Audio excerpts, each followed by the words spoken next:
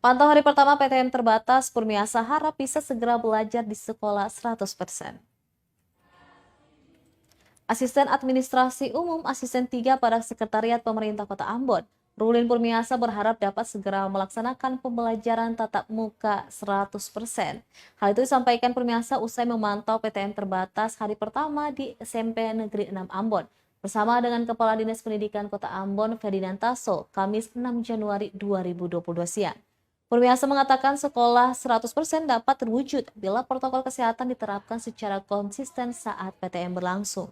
Dengan demikian lanjutnya kualitas pendidikan di Kota Ambon pun dapat meningkat bahkan sebelum pandemi COVID-19. Sementara itu, Kepala Dinas Pendidikan Kota Ambon, Ferdinand Tasso mengatakan PTM terbatas baru digelar di 12 sekolah saja yang telah memenuhi persyaratan.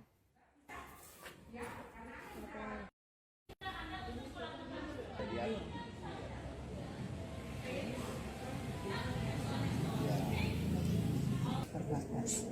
Ini masih hybrid, jadi karena dimulai dengan 50%, maka 50% di sini di sekolah dan 50%-nya mengikuti secara PJJ, pembelajaran jarak jauh, dan itu nanti akan diatur oleh pihak sekolah untuk shift itu berubah berganti. Pada waktunya nanti yang membeli dari rumah akan di sekolah, yang di sekolah akan membeli dari rumah.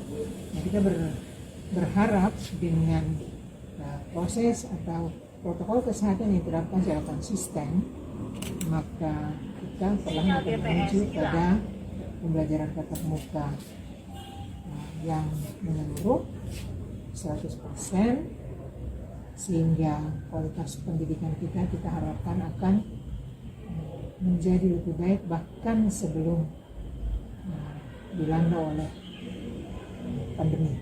Dengan cepat, tetapi juga kita tidak boleh euforia berlebihan.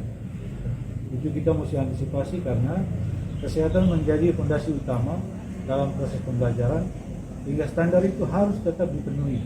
Itu menjamin sehingga proses pelaksanaan ini kalau semua dalam kondisi sehat, berjalan lancar sesuai standar, diharapkan ke depan tidak terjadi kluster-kluster baru di sekolah.